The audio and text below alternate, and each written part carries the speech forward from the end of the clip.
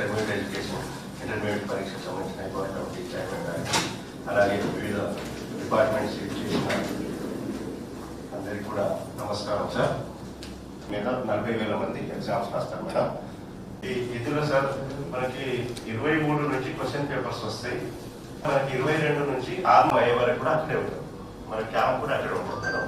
Paper వేస్తాం కాబట్టి మనకి ఆర్మ్ కార్డు అక్కడి నుంచి మనం పోలీస్ స్టేషన్లకి పంపించడం జరుగుతుంది. ఎప్పుడైతే అట్లాగే ఇంకొకటి మనకి ఫ్లయింగ్ స్క్వాడ్ టీంలు ఉంటాయి సార్ 3. అందులో ఒక ఏఎస్ఐ క్యాడెట్ కాబట్టి పోలీస్ స్టేషన్లోనే ఉంటాయి. సప్లిమెంటరీ ఎగ్జామ్ అయిన తర్వాత సప్లిమెంటరీ ఎగ్జామ్ రిజల్ట్ వచ్చే వరకు పోలీస్ స్టేషన్లో అక్కడే భద్రంగా ఉండేటట్టు చూడండి.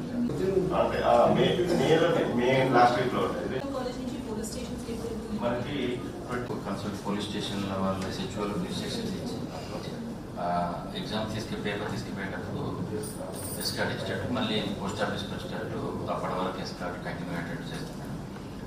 ఇది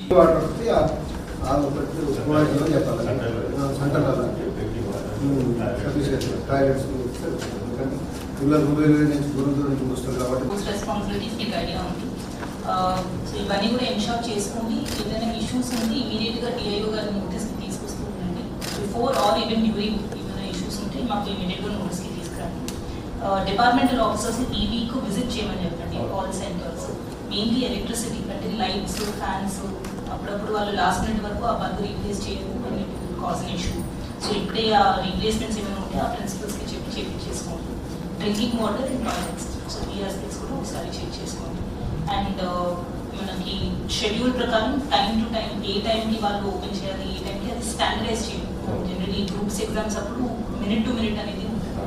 అదొకటి మీరు ప్రిపేర్ చేసి చీఫ్ సూపరింటెండెంట్స్ మీటింగ్ జరిగినప్పుడు డిపార్ట్మెంట్ ఆఫీసర్స్ మీటింగ్ జరిగినప్పుడు వాళ్ళకి చెప్పండి. So that there should be no discrepancy what time open చేయాలి ఏ టైంకి హ్యాండ్ ఓవర్ చేయాలి ఏ టైంకి పేపర్ కలెక్ట్ చేసుకోవాలి. అది క్లారిటీ ఇవ్వండి. కూడా కోఆర్డినేట్ చేసుకుని సక్సెస్ఫుల్